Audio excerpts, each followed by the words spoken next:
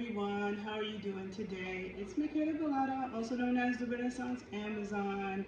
And in case you're unfamiliar with me, I'm a dancer, I'm a trainer, I'm a sacred sexual educator, I'm a holistic nutritionist, a student of body sciences, a student of anthropology, traditional black dance, ancient art, anthropology. I'm an activist. Those are all the things about me. Usually I record this video live on my IG and I repost it to my YouTube, but I have a 30-day block on IG right now. I'm always getting blocks on IG, YouTube from things I'm saying and doing. I don't know. So I'm doing this on a separate camera to post on IG, so I'll be looking in two different places. Sorry about that. But if you're on IG, make sure you follow me on YouTube and vice versa. Okay, so somebody on YouTube is telling me they can't hear me. Let me know if you can hear me. One person can't hear me, so let me know if the others can hear me. Okay, so for those of you who follow my work, you see me dancing a lot. You see me dancing in bikinis, and some of you have seen that work of mine for a while. Some people listen to my videos and the things that I talk about and the things that I study, and some people don't. Hold on. You can barely hear me. Okay, the audio is very bad quality. So I think I'm just going to repost this video that I'm recording for Instagram. Okay, so let me just end this on YouTube. I'm just going to end it. Okay. Okay, so anyhow, let me just focus on one camera. So a lot of you have followed my, and this is why you should follow me in both places, my work, but I've been dancing since the age of 5, okay? I started off by studying classical ballet at the Dance Theater of Harlem and Harlem School of the Arts, classical ballet and tap. And then in high school I started, I grew up in New York City around Caribbean people. So I grew up in Harlem, Washington Heights. And so I grew up around Dominicans, I grew up around Jamaicans. When I grew up, dance hall was the height of dance hall era. So everybody in New York would dance to it. So Jamaican dance hall, Dominican merengue, that was all a part of my upbringing, right? And even though in class I studied classical ballet, which is very stiff, very disconnected from the hips, as a young dancer, even though I was at the Dance Theater of Harlem, which is a world-renowned ballet school, but it's black dancers, I had white teachers, and they were always poking me in the butt, saying, stick your butt in, stick your butt in, stick your butt in. And I was a real skinny little girl to the point where I got made fun of. But I wasn't chubby, but I'm squeezing all my might, trying to squeeze my butt cheeks in, and it was always a problem, right? And it made me very self-conscious about that area. When I, went to college, I remember doing a dance. I went to University of Delaware. It was mostly Afro-American students, a few Caribbeans, and a lot of Black Americans didn't understand Caribbean culture when it comes to dancing and shaking and gyrating. Even though Afro-Americans have it too, if you go down south to Atlanta, to New Orleans has bounce culture, right? But Black America is not a monolith, and the American South is huge, so the culture is not the same everywhere.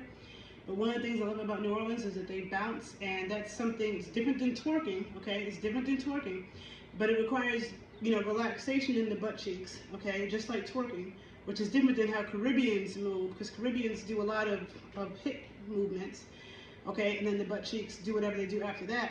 But twerking and bounce is more just focus on the booty cheeks. The hips aren't really generating it too much. And it's not easy to do, and it requires a certain amount of relaxation and connection, right? And there are a lot of health properties. But I remember doing Dominican merengue dance that I choreographed on my campus, and there was a move where we turned to the audience and we shook, like, I could get up and show you the move, but I just moved and it's kind of messy. But there was a move like this to Dominican merengue, where we turn. Oh shit, my plant just fell. Whoops. We turn and we. Okay, it was a move like that. And I remember doing that on my college campus with mostly Black American students. And it was something like the talk of the town. How, all my butt cheeks that were everywhere, and it made me self-conscious. right? But at the same time, just like with my hair, and listening to black girls talk about their BDBs and their hair, like they had to put a wig and a perm.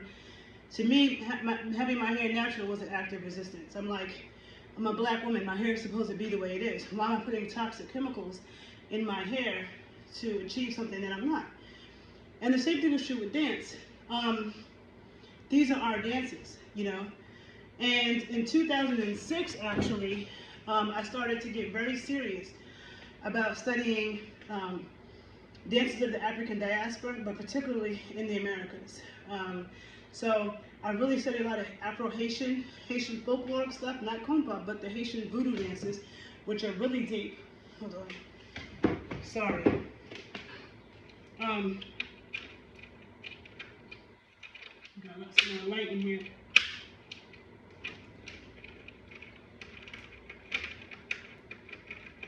Okay, more light. Okay, so it's the Haitian voodoo dances, which are, they taught me a lot. They're very deep. A lot of Afro-Cuban, and Afro-Cuban is a huge umbrella. Afro-Puerto Rican, bomba y plena. Congolese, which most of the popular, also Afro-Brazilian, so I was doing a lot of samba. And if you see girls in Brazil who dance samba, it's a lot of shaking and gyrating, and they're always in a bikini, okay? A lot of times they're topless and just in the bikini bottom. And when people see them, oh, it's culture and it's class, right? When you see a girl from Brazil, and people, when they would see me do some of the dances I do, like if I throw on some African music or some drums, and I do those same moves, people will say it's cultural and it's classy. So I really started to resent the fact that people would see, you know, if the dance was from, not from America, but from somewhere else, or you throw it to some drums, then it was acceptable and it was classy. But if it was a black girl in Atlanta shaking her booty cheeks and her thong, she was disrespecting herself. And I began to read books about black dance, okay? So there's several books I can list below. I should have had them here so I could show you, but I got a lot going on. So I will list them below. But there's a book that I always say that everybody should read, and it's called The Black Dancing Body, From Coon to Cool, okay, by Brenda Dixon Gottschalk. Everybody should read that book, The Black Dancing Body, From Coon to Cool, okay? Every black person should read that book, every person interested in black culture and black history, okay? Anybody interested in black culture and black history, and that includes other black people, okay? You really need to read the book, The Black Dancing Body, okay? But when I started studying these folklore dances from different places in America, is the one thing that, whether it was Colombia, Afro-Peruvian, there was shaking and gyrating. Trinidad, okay? But everybody's, the way they shake and gyrate and whine in Trinidad is different than Haiti, is different than Cuba, is different than Colombia, is different than Peru, is different than New Orleans, okay? But we all have these dances. And I've always been studying various things with the body, and, you know, traditional Chinese medicine talks about that the importance of shaking the body. Shaking the body resets the energy fields, right? And every single culture in the world has some kind of shake dance, has some kind of dance that involves shaking. And if you think about it, you know, shaking is connected to spirit. When we orgasm, we shake. When a woman is in labor and the baby's about to come, she shakes, okay? So that shaking can help to reset our energy fields. It's very potent and powerful. And every dance is some kind of shake dance. It's just that people of West and Central African descent do it in a rhythmic way, okay? It's also known that our blood supply, our largest arteries and stuff run through our hips. And we store trauma in our bodies. We store trauma in our body, period, okay? Men and women. But especially in this womb space. And as a woman who may give birth one day, it's important to work on dissolving that stuff before even having babies, because we can pass our traumas on to the next generation, okay, in their energy fields. It can be in their energy fields. So next generation is having a problem with depression or whatever it is, mental health, because that woman didn't dissolve that trauma. Because a lot of times when we go through traumatic things, especially kids, a lot of times people just shut down and they kind of just try to block it off and ignore it and pretend like it didn't happen, instead of dealing with it and dissolving it, okay, and working through that. And shake dances is an important way of doing that, okay? So that's why you see in so many black cultures people are actually really poor, they dance a lot. to dance about to good music, there's shaking. That really helps to reset our energy fields. And so when you look at the primary documents, because I told you I'm a student of history, I'm a student of anthropology, I'm a student of the truth, I'm a student of science, the health sciences, the body sciences. So putting this interdisciplinary stuff together, along with critical thinking skills, and along with the respect of indigenous cosmology and indigenous medicine, I understand, looking at the primary documents, you can see where the colonizers spoke negatively about black dancers. They spoke negatively about the black figure.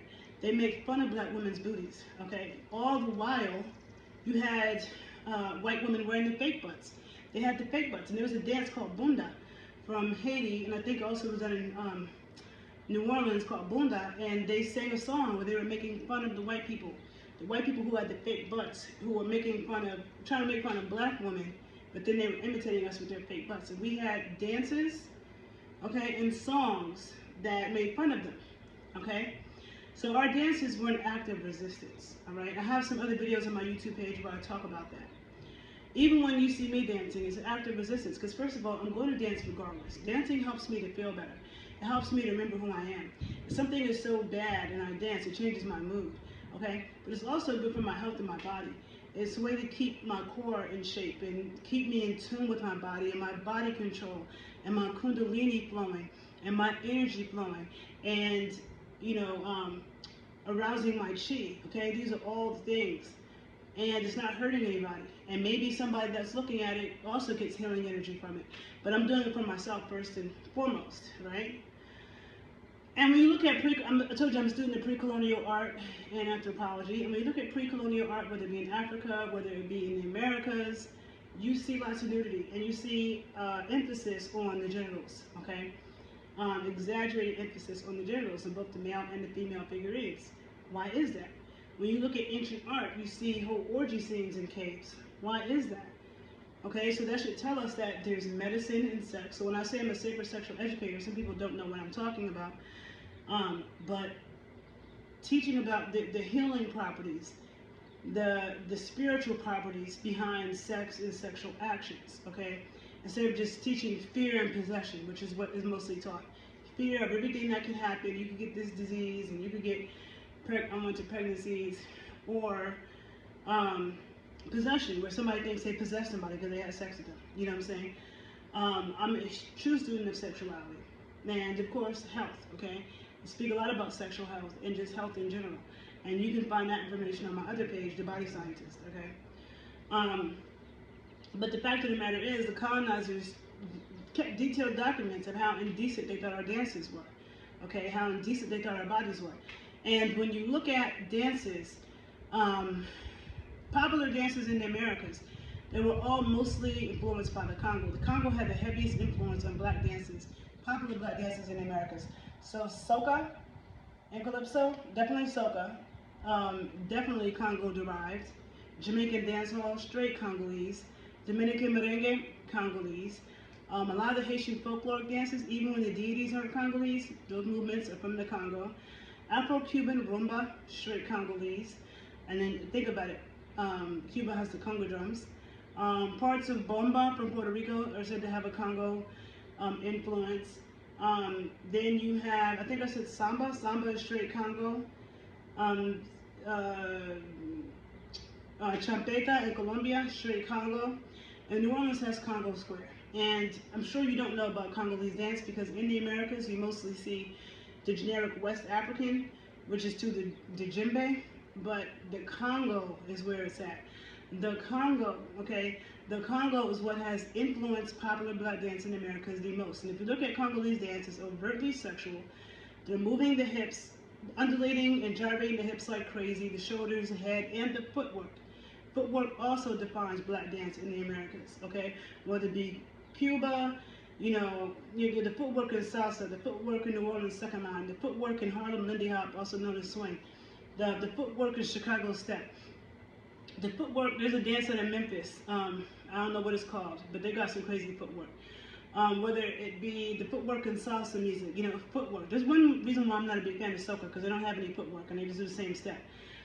But footwork really defines black dance as well. When I say black dance, I'm talking about in the Americas and black dance of West and Central African descent. Okay, and you know, when you think, and I feel like the shaking and the gyrating is more intense in the Americas because of the experience of slavery.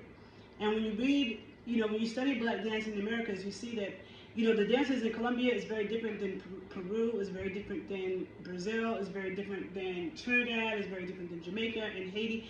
Everybody has completely different dances. And all of that is coming from slave society. All of that is coming from what we were allowed to do. You know, there were slave codes and there were rules about what we were allowed to do, when we were allowed to do it, and that's how these dances were all created. This is something I've studied for a long time. I could give you a bibliography of books to read. Unfortunately, people don't read enough. They just make up shit in their head, okay? But all this stuff is very well documented. So there's a history behind our dances and why certain countries dance the way they do. So Haiti is very important because it's a place where you see what people would do, you know, what Afro-Indigenous people would do without white people, and the colonizers telling us what we had to do. And unfortunately, most of the Haitians I know don't know anything about their folklore, okay? Don't know anything about folkloric dance because their families have, you know, so anti-voodoo or knowing anything about it, even though a lot of them practice it on the hush-hush if something goes down, but they really try to not have their kids not know anything about it. So I really don't, except for the Haitians I know who are involved in dancing and drumming, all the other Haitians that I've known, they're really clueless about it. And so that's sad because Haitian art and Haitian drumming and dance, the folklore is very medicinal, has a lot of history, is the backbone of so much in the Americas in general. And there's a lot that can be learned. And I did a dance about the Day of the Dead, sex, death, and something. It's on this YouTube channel. And I talked about, you know, a lot about Haiti and what I learned from the Dance of the Dead in Haiti called Banda, which is a very overtly sexual dance. And I'm not going to get super into that right now because I did a whole video on it. I'll post it below. You can find it on my YouTube page. But I've just seen, you know, like, lately, you know, recently we had an issue with Janelle Monáe and Megan Thee Stallion had girls on stage at Essence Fest, and they were, some people say they were twerking, but they might have been trying to do bounce. Bounce and twerking are not the same. And if you go to New Orleans, you see girls doing bounce, you see girls get out the car, get on the roof and start doing it. Dudes aren't tripping, dudes aren't disrespectful. Men or women are not like, oh, those girls are playing themselves, those girls are acting like hoes, they're acting indecent. That's not the vibe in New Orleans, okay? That's not the vibe in New Orleans. And you can't come and impose your limited belief system on somebody else's culture. Because if you know shit about New Orleans, they welcome that, okay? One of my friends was there for Essence Fest just now. He's 56, and he told me that he was at places where he saw women his age, women older than him, bent over, okay, bouncing that shit. That's New Orleans culture, and nobody looks at it negatively. So Essence Fest is in New Orleans, besides the fact that this is what black girls do all over the world, but they're in New Orleans. And all these black people are complaining, oh, Essence is representing us in a horrible light. And then you have dried up India Ari. India Ari been dry, been boring, okay, and miserable, okay. I am not a fan of her at all. If she's going to come speaking about, oh, like condemning them, like, take your dry stuff someplace. Her vagina is probably dried up, okay? Because honestly and truly, again, I do have a science background, a health science background, a body science background. And there's a connection between those things, okay? There's a connection between those things. And I'll go deeper in depth on that topic on my OnlyFans page, The Body Scientist, okay? Because that's where I'm going to go more into depth with case studies when it comes to health stuff. So I'll get into that there. But there's a connection between the booty cheeks jiggling and the vagina and the wetness and arousal. There's a connection, okay? And having this negative mindset about it, like, oh, it's like, because there's an Instagram page, Moyo Africa, and there was a African woman bent over in Ghana doing a dance that was very similar to bounce or something, okay, but to drums, and she had on, she's fully covered, so like, okay, so I'm fully covered, so if I were to bend over right now and shake my ass in the camera, I'm fully covered, right? But if I do that to some hip hop, everybody's gonna say that I'm being indecent, right? So this woman in Africa doing the same thing. When I posted on Instagram or Facebook, people are like, oh, but she's fully covered. Okay, but first of all, that's post-colonial clothes. That is not how they were dressing before they were colonized. That's number one, okay? Post-colonial clothes. If you look at pre-colonial art, pre-colonial images of people, melanated people who come from high-ass places, they did not have all those clothes on. And number two, in America, even if a girl is fully dressed, she got on tight pants or she got a tight skirt, if she does that, people still gonna have a problem with it. So let's not deflect, okay? And why is nudity a problem? Why is sexuality a problem? And then the girl said, well, at least it's not sexualized in Ghana. It's like, how do you know it's not sexualized? Oh, because she is fully dressed. Men get aroused, men and women get aroused by people who are fully dressed. If I took this dress and the same way it looks and let it go down to my ankles, and then there'll still be men who are turned on, okay? If I then made sleeves on this dress and covered up my arms, but it was tight, there would still be men who was turned on. When you're a woman who has a body, you can have on a sweatsuit, okay? And dudes can still see through that and be turned on, okay? So that's number one. So the fully dressed shit, whatever. That's specific, okay? It doesn't mean that a person looking at it is not getting turned on by it. And honestly, when you understand indigenous cosmology, there's multiple meanings for things. And one of the things that is critical to understanding indigenous cosmology, indigenous science, is observing the obvious. So while her doing that, dancing like that, has many different meanings, building sexual energy is one of them, okay? Whether people want to talk about that in post-colonial Africa or not, but it's one of them. Somebody looking at it and getting aroused, and in that dance, she wasn't really moving her hips, but women are moving their hips too. Not only does that arouse the woman, and it can arouse the person looking at it, but it helps you get a baby out, okay? That's the same movement you use in childbirth. Belly dancing. People will say, oh, belly dancing is not sexual. They just did that for women. Well, first of all, women can get turned on by looking at that too. That's number one, okay? Let's not get it twisted. Number two, yes, belly dancing a lot of times was done in the presence of women, and it was done at birth and in labor, but it was also used to arouse a man to get pregnant. That same dance that can seduce and arouse a man to give you all he's got, okay, and get you pregnant is the same thing that you use to get the baby out of you, okay? And if you've seen a woman in labor, women get butt naked, they get as primal as possible. They get into that primal mind where they don't care what society is saying. It is patriarchal religion, okay, that has dictated to people that sex and sexuality is a bad thing. And you hear people saying that, oh, Americans are overly sexualized. And no, we're not. It's under-sexualized, okay? Under-sexed. Not having enough sex, not having enough good sex makes people perverts.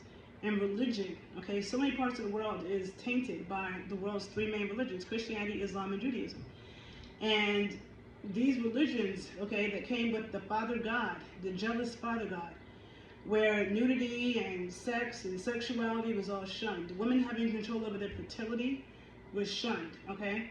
I'm actually going to read you something out of a book I have about airlock people, okay?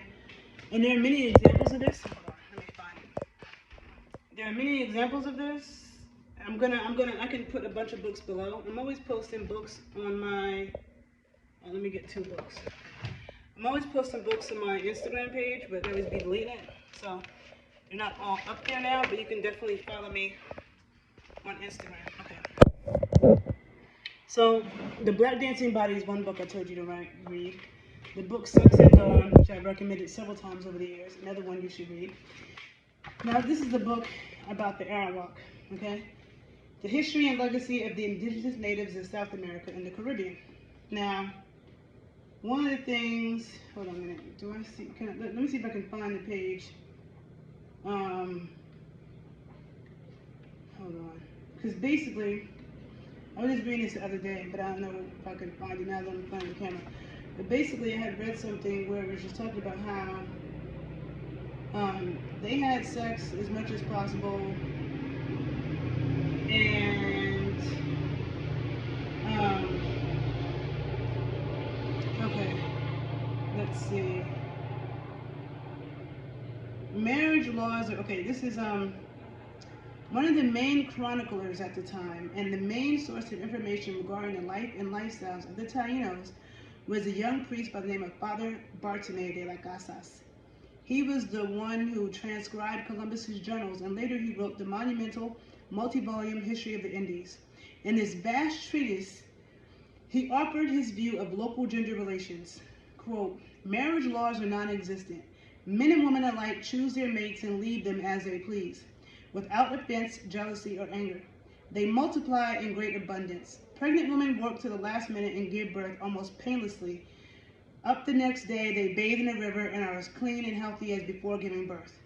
If they tire of their men, they give themselves abortions with herbs that force stillbirths, covering their shameful parts with leaves or cotton cloth. Although on the whole, Indian men and women look upon total nakedness with as much casualness as we look upon a man's head or his hands. Okay? Now, as a scientist and as an artist, I have to be open-minded. So I don't see the body the way people who've been brainwashed by patriarchal religion see it, where it's something to be ashamed of, or something to control, or you feel like you got to control your spouse's body. I don't see it like that. You know what I'm saying? And I'm very much rooted in indigenous cosmology. A lot of people say that they are, but they're not. They sound like the colonizers. If you have a problem with nudity and all of this, then you sound like the colonizers. Now, here's another book, Brown Skin Showgirls, okay? Brown Skin Showgirls. This is a black and white photographic collection of the black and Cuban women who performed on the chorus line and featured burlesque, exotic, rumba, salsa, calypso, striptease, and female impersonation on Leon Clarkson's Harlem and Havana Review from 1936 to 1967. Harlem and Havana, okay? So in this book, you have pictures of all these showgirls, okay? We all know Josephine Baker, okay? But there have been many women like that. Do you know who Catherine Dunham is? I did a video on Catherine Dunham. Catherine Dunham, everybody should know, every black person should know her, every black American should know her, every black person from Chicago should know her. Catherine Dunham is extremely important, and she was the first black woman to perform on Broadway. She was an anthropologist, okay, trained at Northwestern University. She was from the suburbs of Chicago.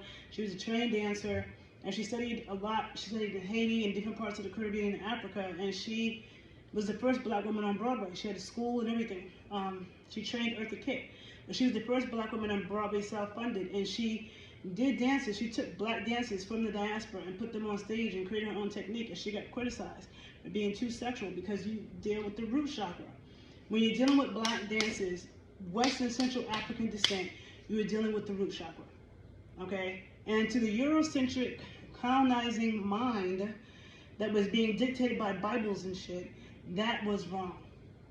And so I'm telling you straight up, when you look at a black woman's booty cheeks jiggling and you just can't understand, I mean, you feel offended or like it's inappropriate, ask yourself why. Why? What's wrong with you? What have you been taught? What is your problem? It's a body part. So I shake my hands. Some people turn over my hands. Or you shake the breast, shake the head. Shaking the body is good for you, okay? And twerking and booty dances, they help get the blood flow through here, the kundalini energy, they help with childbirth, they help strengthen your core and your body, they help with body awareness, they help shake trauma off of you, they help reset your energy fields, they help with your lymph flow and blood flow, okay? Confidence, you feel better after you do it. Ask anybody, they feel better after they do it. And a lot of women will be twerking and doing that when no men are around. So people think it's always for men. No, it could be for men, but women do that when it's all women. And now you see all these female rappers, all they're doing is putting girls, strippers, and girls twerking in their videos. Okay, the female rappers are doing that now. Nobody's telling them to do that. They're doing that. So that goes to show you how women like seeing that, women like doing that, independent of the men. But again, even if it is for a man, what's wrong with that? We do things to attract the opposite sex. Every single culture does. I mean, not just culture, species, like other animals, the opposite sex does things to attract the other one. So let's really be real. And I'm tired of these self-hate conversations from black people. You sound like the colonizers. Read some goddamn books. Read The Black Dancing Body by Brenda Dixon Gottschalk. Read, there's another book, Embodied Wisdom by Yvonne Daniels. It's called Embodied Wisdom, Haitian Voodoo, Cuban Yoruba, and Brazilian Candomblé. You can read that book, okay? And there are other books that are right below my YouTube, okay? And so, yeah, just open your minds, all right? Use your critical thinking skills. Read some books. Learn some shit. Use your critical thinking skills. Observe the obvious. And let's get it. So I'm in this video here. I have more to say, but I could be talking for an hour, so I'll throw this in some other videos. If you like this video, If you learned something from this video, please like it, please share it, please subscribe. I don't get paid anything to post on YouTube, but just share the work. If you want to see more of my dance videos, I'll put the site below. I post practice dance videos on my OnlyFans.com/Sacred Sensualista, and I post my health stuff where I'm going to go through case studies about people and different things going on my page, OnlyFans.com/TheBodyScientist. And if you have health questions or questions about supplements or things, you can ask me on that page, and that's where I will answer them. Make sure you follow me on YouTube. Make sure you follow me on Instagram. Make sure you follow me everywhere, because they'll be trying to delete me. And shake your booty, because it's good for you. And if you are out there like shaking your booty and you agree with me and you feel like it helps you feel better, please share your comments, and let's just crush the ignorance, okay? I will see you guys later. Bye.